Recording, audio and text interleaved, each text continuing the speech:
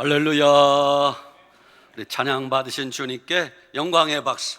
주님 감사합니다. 주님 감사합니다. 할렐루야.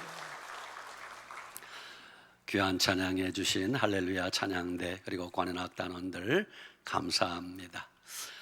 한 주간 편안들 하셨어요?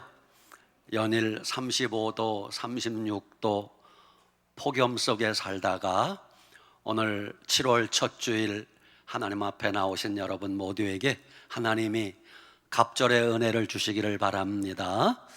오늘 여러분에게 증가할 말씀의 제목은 시작, 밥만 먹어도 감사합시다. 밥만 먹어도 감사하자고 하니까 교회 학교 어린아이가 질문합니다. 목사님, 밥만 먹고 어떻게 감사해요? 반찬도 먹어야지요. 반찬을 먹든 밥만 먹든 밥을 드시든 우리는 감사해야 됩니다. 우리 민족 5,000년 역사에 국가적인 가장 큰 숙제가 뭔 줄 아십니까? 백성들 배불리 밥 먹고 사는 것이었습니다. 지금 생각하면 우스갯소리 같지만 그게 사실입니다. 그것이 먼 옛날 이야기가 아니라 지금부터 겨우 50년, 60년 전만 해도 우리의 소원은 하루 세끼 배불리 밥 먹는 게 우리의 꿈이었습니다. 하루 세끼 쌀밥을 실컷 먹을 수 있다면 소원이 없던 때가 오래전 이야기가 아니란 말입니다. 배고팠던 그 시절에 생겨난 말이 있습니다. 보릿고개니, 촉은 목피니, 춘궁기니 하는 말들이 그 배고팠던 시절에 생겨난 말입니다. 보릿고개, 영어로 번역할 수 있을까요? 없을까요? 영어로 번역할 수 없는 말입니다. 보릿고개가 무슨 뜻인지 우리는 어렴풋이 다 알고는 있습니다. 조금 설명을 하자면 지난 가을에 농사를 지어서 수확을 거두어 드립니다. 그렇게 수확한 농작물이 그 다음에 수확할 때까지 1년을 먹을 수 있는 양식이 되질 않습니다. 그저 겨울 지나 몇 달 지나면 금방 양식이 똑 떨어지고 맙니다. 그래서 제일 어려울 때가 언젠가 하면 적어도 보리 농사를 지어서 보리라도 수확을 해야 보리밥이라도 실컷 먹는데 그 보리쌀 수확할 때까지 그때를 넘기는 게 힘들었어요. 그때를 보릿고개라고 하고 춘궁기라고 불렀습니다. 먹을 것이 없으니까 풀뿌리 캐먹고 나무 껍데기 벗겨 먹었습니다. 촉은 목피라고 합니다. 소나무 겉껍질을 벗겨내고 속껍질을 벗겨서 그걸로 음식을 만들어 먹고 나면 무슨 문제가 생깁니까? 이놈이 뱃속에 들어가서 장을 막아버립니다. 대변이 나오질 않아요. 그래서 뭐 찢어지게 가난하다? 내 입으로 말하기가 좀 그래. 그게 나무 껍질 벗고 먹으면 변이 안 나와요. 그래서 미안합니다. 똥구멍이 찢어지게 가난했다고 한 말이 그래서 나온 겁니다. 봄이 되어 보리 수확할 때까지 죽지 않고 살아남는 게 우리의 숙제였습니다. 그 기간을 보릿고개 춘궁기라고 불렀습니다. 배고팠던 그 시절을 회상하면서 대중가요 노랫말에도 우리의 아픈 역사를 담은 노래가 있는데 진성이라는 가수가 보릿고개라는 노래를 만들어 유행을 시켰습니다. 가사가 어떻게 됩니까? 아이야 뛰지 마라 배 꺼질라 가슴 시린 보릿고갯길 줄임배 잡고 물 한 바가지 배 채우시던 그 시절을 어찌 사셨소? 연세가 좀 드신 분들은 옛날에 보리밥이라도 배불리 먹고 이제 배가 부르니까 아이들이 신이 나서 장난을 치고 뛰어다닙니다. 그러면 부모님이 성화를 합니다. 이놈아, 뛰지 마라, 뛰지 마라. 빨리 뛰면 소화가 일찍 돼서 배 꺼진다. 그 배부른 걸 조금 오래 간직하려고 가만 다녀라. 얼마나 슬픈 이야기입니까? 저도 어려서 많이 듣던 말이에요. 이놈의 새끼야, 뛰지 마라. 밥 먹고 나서 뛰지 마라. 배 쉬 꺼진다. 이 보릿고개라는 노래를 정동원이라는 나이 어린 가수가 부르는데, 그 노래를 듣는 대선배, 그 노래를 만든 진성이라는 가수가 정동원의 노래를 들으면서 눈물을 줄줄 흐릅니다. 왜? 옛날 배고팠던 시절이 생각나서 우는 거예요. 배고픔을 모르는 서양의 인사말은 멋있습니다. 영어권의 사람들은 아침 인사가 뭐예요? 좀 아는 척 좀 해봐요. 시작. Good morning. 액센트를 좀 넣어야 돼요. Good morning. 얼마나 멋있어요. 좋은 아침입니다. 우리는 아침 인사가 옛날 뭐였어요? 아침에 길에서 동네 어른을 만나면 진지 잡수셨습니까? 그게 인사말이에요.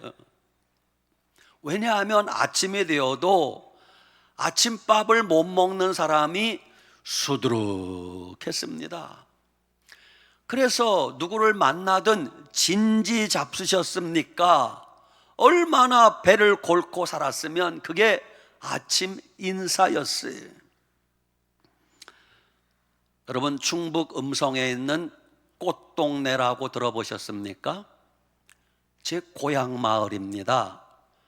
충청북도 음성군 금왕면 무궁리 1구가 제 고향입니다. 1976년 저는 고등학교 3학년 때입니다. 서울에서 공부하고 있어서 고향 마을에서 무슨 일이 있었는지를 나중에 알았어요. 그 무궁리, 제 고향은 무궁리 1구고 무국교라는 다리를 짓나 무궁리 3구가 있습니다. 거기 무국 천주교회가 있습니다. 어려서 저도 장난삼아 다녔던 곳이에요. 거기 오웅진 신부님이라고 계셨는데 1976년 추운 겨울 오웅진 신부님이 무국교라는 다리를 지나가는데 그 다리가 전부 물이 흐르는 게 아니라 가운데는 물이 흐르고 양옆에는 말라 있습니다. 말라 있는 쪽에 다리 밑에 양쪽 거적대기를 치고 그 밑에 거지들이 살았어요. 그 추운 겨울에 거적대기를 치고 사는 거지들을 보고 오웅진 신부님이 그 밑에 내려가 보니 기가 막힌 일들이 벌어지는 거예요. 거지들이 옹기종기 모여 사는데 거지들 가운데는 거동을 못하는 거지들도 있어요. 거기에 최귀동이라고 하는 할아버지 거지가 자기도 동냥을 해서 얻어온 깡통에 얻어온 밥을 한 소끔 끓여서 자기보다 못한 다른 거지들을 밥 먹이는 걸 본 거예요. 그게 기점이 되어서 시작된 게 음성 꽃동네입니다. 그 최기동 할아버지는 저도 아주 기억 속에 지금도 얼굴 모습이 생생합니다. 동네에서 소문나기로 최기동 할아버지는 본래부터 거지가 아니었대요. 우리 동네 굉장히 부잣집 아들이었답니다. 그런데 일제 징용에 끌려가서 거기서 너무 매를 많이 맞아서 약간 정신이 이상한 상태로 돌아온 거예요. 그때는 이미 집도 없어지고 그래서 깡통에 밥을 얻어서 먹고 살았어요. 저희 집에도 밥을 얻으러 많이 오셨어요. 오면은 깡통을 한 손에 들고 묻습니다. 찬밥 있어? 없다고 하면 다른 거지들은 해코지하고 욕하고 투덜거리는데 이분은 아이고 밥 다 먹었어요. 그러면 두 말도 안 하고 그냥 갑니다. 찬밥 있어? 없어요. 다 먹었어요. 그러면 두 말도 안 하고 그냥 갑니다. 그 최기동 할아버지를 기점으로 오홍진 신부님이 불쌍한 사람들을 돕는 시설을 만들었어요. 그게 꽃동네라는 곳입니다. 그 꽃동네 입구에 큰 돌비석이 있는데 거기 최기동 할아버지의 말이 새겨져 있답니다. 뭐라고? 얻어먹을 수 있는 힘만 있어도 주님의 은총입니다. 얻어먹을 수만 있어도, 빌어먹을 수만 있어도 주님의 은총이라는 그 말이 우리의 마음을 아프게 하지 않습니까?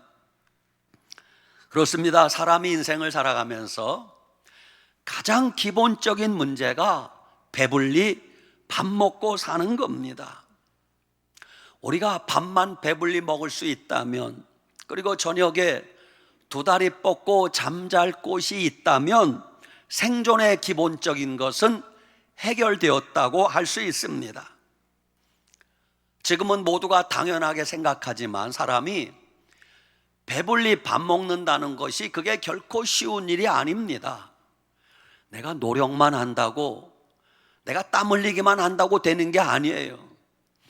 하나님이 도와주지 않으면 내 입에 밥이 한 숟가락도 들어올 수 없다는 걸 아셔야 됩니다. 그래서 우리는 밥 한 숟가락 먹는 게 주님의 은혜임을 기억하고 꼭 밥을 먹든 물을 마시든 항상 무엇을 먹기 전에는 뭘 합니까? 식사 기도를 합니다. 하나님, 밥 먹게 해주셔서 감사합니다. 여러분 식사 기도는 꼭 하시지요? 네. 집에서는 하시겠지만 제가 걱정되는 것은 학생들 학교 가면 과연 식사 기도 할까? 직장인들 직장에 가면 구내식당에서 과연 식사 기도 할까? 부끄럽게 생각해서 안 하는 분들 많이 계십니다. 여러분, 식사 기도하는 것은 부끄러운 게 아니라 자랑스러운 겁니다. 당당하게 할 수 있어야 그게 진짜 믿음의 사람입니다. 예수님이 우리에게 너희는 이렇게 기도하라 주기도를 가르쳐 주셨어요. 그 내용 가운데 하나가 뭐예요? 오늘 우리에게 뭘 주옵시고 일용할 양식을 주옵시고. 저는 그 기도를 할 때마다 마음 한구석에 주님께 조금은 볼멘소리 합니다. 주님, 주님 째째하게 일용할 양식이 뭡니까?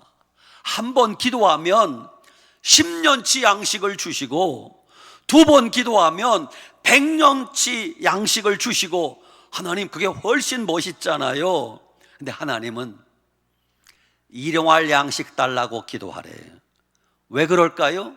하루하루 매 순간 매 끼마다 우리가 주님의 은혜로 먹고 산다는 걸 잊지 말라는 뜻입니다. 우리나라는 지금 하나님의 은혜로 배불리 밥 먹고 사는 거에 대해서 감사함을 잃어버린 게 가슴 아픈 일입니다. 오래전입니다.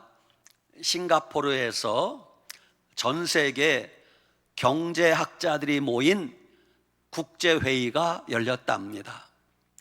그때 가장 관심받는 나라는 우리 대한민국에서 참석한 학자들이 제일 관심을 받았대요.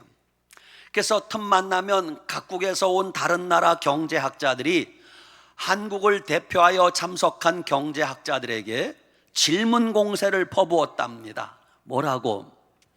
당신 한국에서 왔습니까? 예. 하나 좀 물어보겠습니다. 한국은 일제 36년 압제를 거치고 6.25 전쟁을 거치면서 폐허더미가 되었는데 어떻게 이렇게 짧은 세월 동안에 경제가 발전하고 잘 살게 되었습니까? 그 원인이 뭐라고 생각합니까? 질문을 했어요. 그래서 한국에서 한국 대표로 참석한 대표가 첫 번째 이렇게 대답을 했대요. 예, 한국은 교육에 힘썼기 때문에 경제가 발전했습니다. 그러자 다른 나라 학자들이 한국이 교육에 힘써서 경제가 발전했다고요? 동의할 수 없습니다. 그러는 거예요. 왜냐하면 한국의 교육열이 얼마나 높은지 모르지만 한국보다 더 열심히 교육하는 나라가 인도입니다. 인도에서는 공부 좀 했다고 하는 사람들은 영국의 캠브리지 대학, 에든버러 대학, 세계적인 대학에서 공부하고 박사학위 받은 정도가 돼야 공부 좀 했다고 명함을 내밉니다. 한국의 서울대학교가 제일 좋다고 하는데 한국의 서울대학보다 가난한 나라 필리핀 국립대학이 세계적인 대학 순위가 훨씬 높습니다.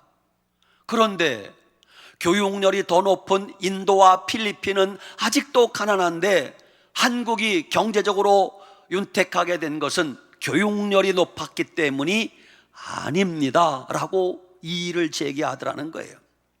그래서 한국 대표가 두 번째 대답을 했습니다. 예, 한국이 경제 발전한 것은 박정희 대통령의 카리스마 넘치는 독재 정치를 했기 때문에 경제가 발전한 것 같습니다. 그러자 다른 나라 학자들이 아닙니다. 박정희 대통령이 독재에서 경제 발전했다는 말에 동의할 수 없습니다. 그러는 거예요. 왜냐하면 독재 정치하면 인도네시아가 한 수 위입니다. 인도네시아는 수하르토 대통령이 21년 독재했고 뒤를 이어 수카르노 대통령이 31년을 독재했습니다. 수카르노 대통령이 21년, 수하르토 대통령이 31년, 51년을 독재했습니다. 그런데 인도네시아는 아직도 가난하게 삽니다. 그러니까 독재 정치가 박정희 대통령의 18년 독재 정치가 경제 발전의 원동력이 되었다라고는 할 수 없습니다 라고 다른 나라 학자들이 이의를 제기하더라는 거예요.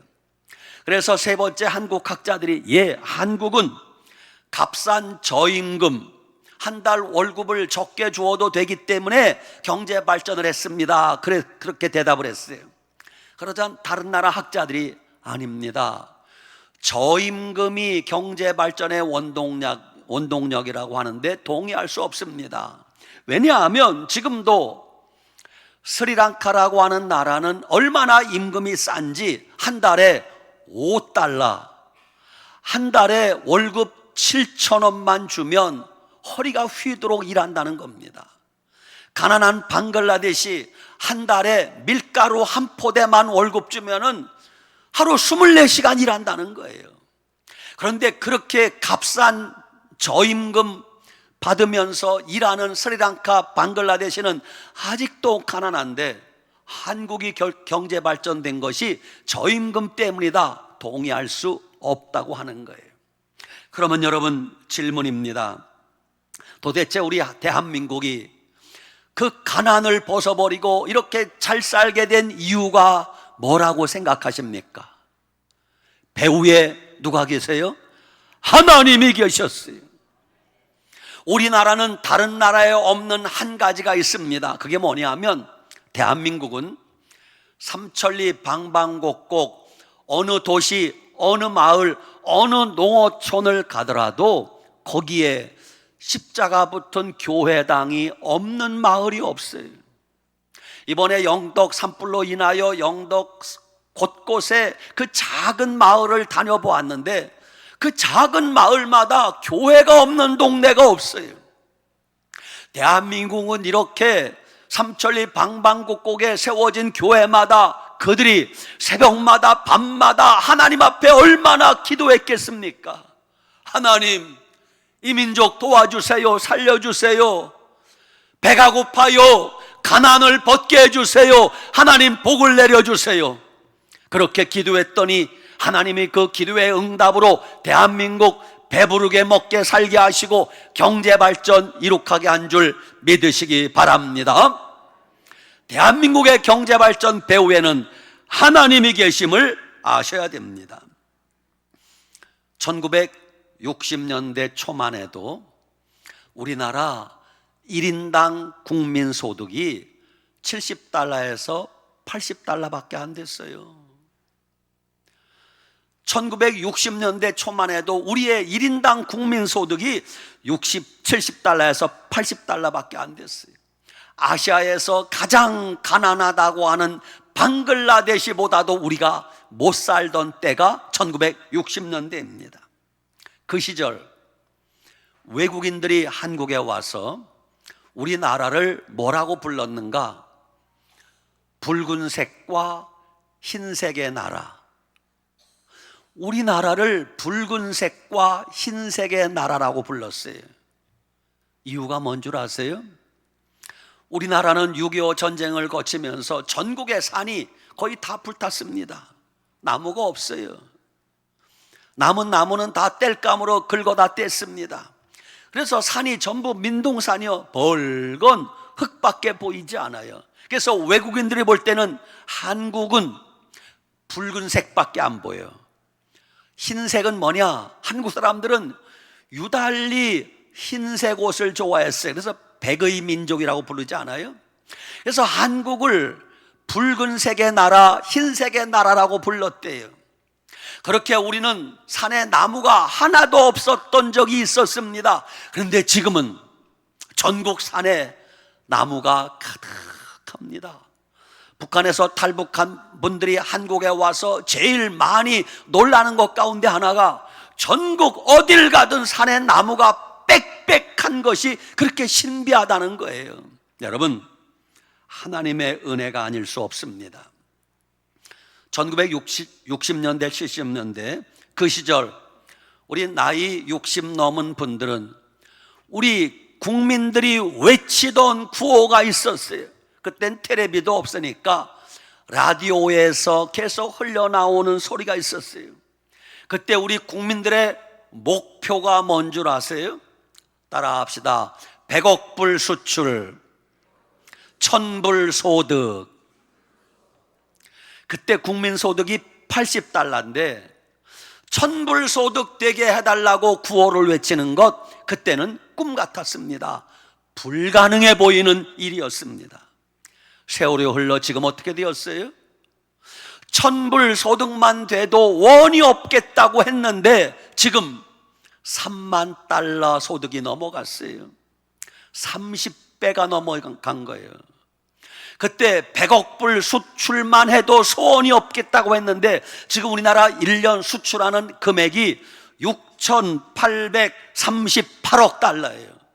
68배가 많아졌습니다. 성경에 하나님이 복 주시면 첫 번째 30배, 두 번째 60배, 세 번째 100배의 복을 주신다고 했어요.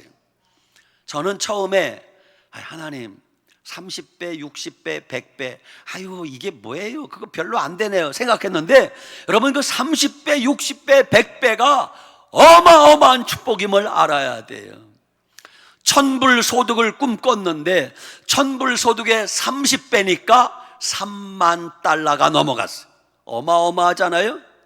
100억 불 수출이 꿈이었는데 6,838억 달러 수출을 합니다. 68배가 많아졌어요. 어마어마한 복을 하나님이 우리에게 주신 것을 감사하셔야 됩니다. 지금 오늘 현재 전 세계에서 다른 건 몰라도 먹고 사는 수준 1위는 어느 나라고 생각합니까? 몰라요. 한국이 먹는 건 1위입니다. 외국에서 우리나라 와서 식당에 들어가서 음식을 시키면 외국인들이 기절한답니다. 왜? 뭘 음식을 시키면 먼저 밑반찬을 수북히 갖다 줍니다. 이거 안 시켰는데요? 이거 기본으로 나오는 거예요. 그걸 이해를 못하는 거예요. 이렇게 많이 주니까 이해를 못해요. 다른 나라도 다 그런 줄 생각하면 오산입니다. 우리나라만 그냥 기본 반찬을 수북하게 주고요, 먹다가 떨어지면 또 달라고 하면 줘요, 안 줘요? 또 줘요. 돈 더 받아요, 안 받아요? 안 받아요. 맛있게 먹어줘서 고맙다고 수북히 갖다 주는 나라 우리나라밖에 없어요. 먹는 거에 1등인 나라.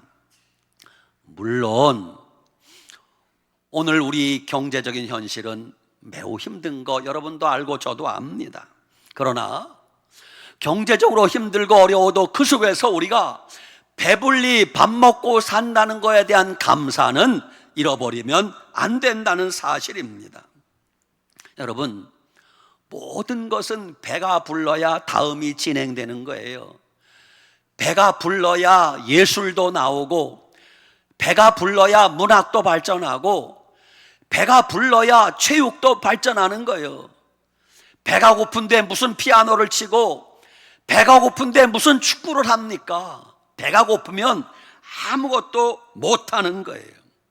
여러분, 그런데 부자와 가난한 자의 차이가 뭔 줄 아세요? 부자가 되면 그만큼 행복한 게 아닙니다. 부자라는 것은 사는 게 조금 편안하다는 뜻이에요.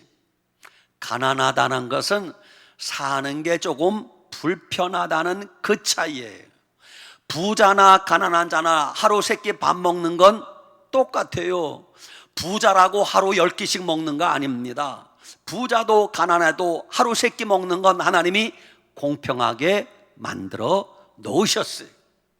부자는 돈이 있으니까 모든 걸 자동으로, 오토매틱, 가만히 있으면 다 돼. 그게 좀 편안하잖아요.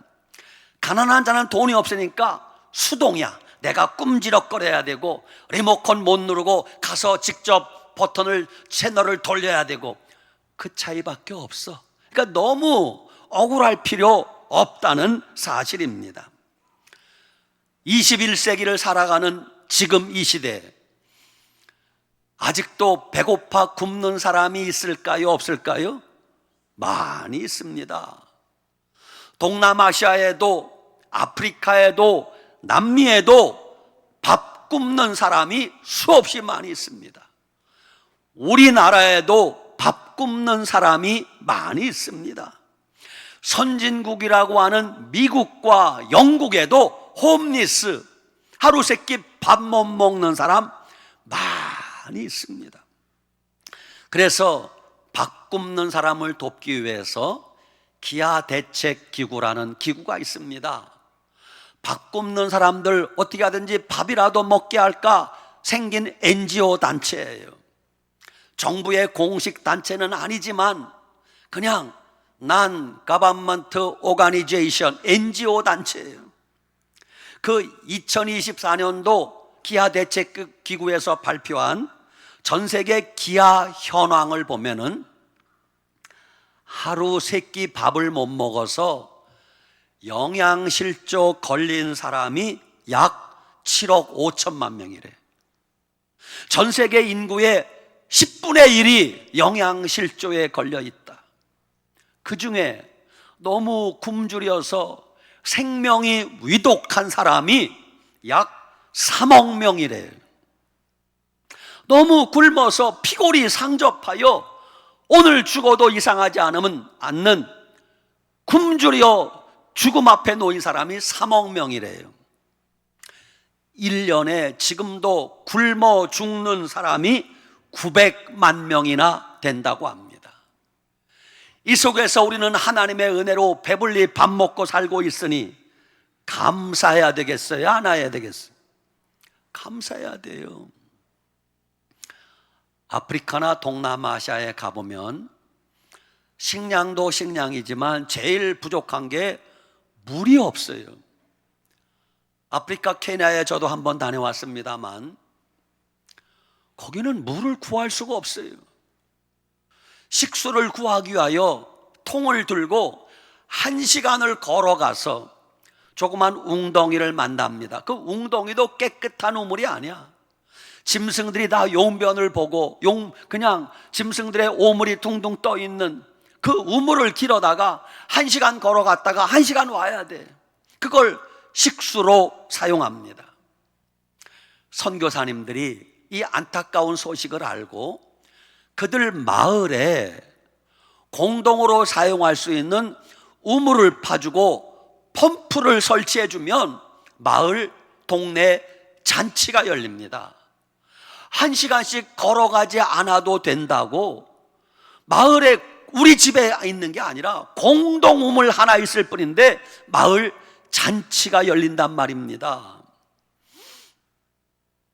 탈북민이 한국에 오면 정부에서 임대 아파트를 줍니다. 그럼 임대 아파트에 들어가면 그분들이 제일 놀라는 게 뭐냐 하면 수도꼭지를 틀어봅니다. 물이 잘 나와. 찬물이 반대쪽으로 들으니까 뜨거운 물이 나와요. 찬물 뜨거운. 이게 신비하다는 거예요. 북한에서는 꿈도 꿀 수 없는 일이래요. 방 안에 수돗물이 콸콸 나와. 더운 물, 찬물. 화장실 얼마나 깨끗한지. 북한도 아파트가 있대요.